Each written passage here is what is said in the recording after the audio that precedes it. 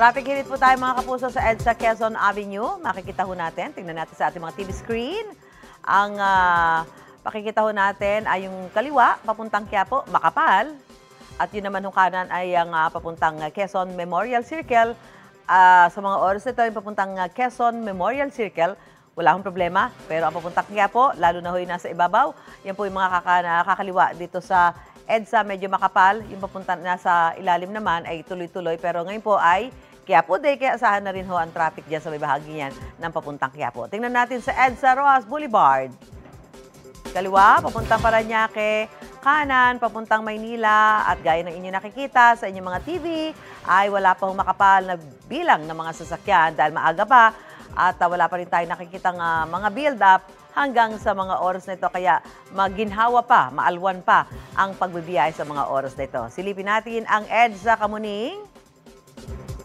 Kaliwa, bagamat hindi masyadong malinaw, ay papunta ho ng monumento pero nakikita ho natin, hindi ho ganun karami ang bilang ng sasakyan. Gayun din ang mga papunta naman ng Makati at Cubao, nagsisimula lamang ho mag-build up sa mga oras na ito ang mga sasakyan na papunta ng Cubao at Makati. Ayan, asahan na ho natin yan dahil papunta na ho tayo sa rush hour, kaya inaasahan na ho ang pagkapal ng mga sasakyan dyan sa bahaging yan ng EDSA. Yung papunta naman po ng monumento, nakikita din natin nagkakaroon ho ng bagyang paghinto, pagkapal, ayan, kumakapal-kapal na yung mga sasakyan na papunta ng monumento at Fairview. Yan, nakikita natin yan na talagang dahil pasado alas 6 na ho ng umaga, inaasahan na ho natin ang pagdami niyan dahil rush hour, yung mga papasok ho sa eskwelahan, yung mga pupunta ho ng mga trabaho nila, yan, yung mga nagko-commute, yung may mga dalang sariling sasakyan. At ngayong araw po, mind you, ngayon po ay umiiral number coding ay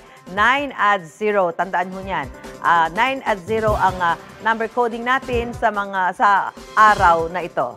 So mag-iingat po tayo sa pagmamaneho, mga kapuso.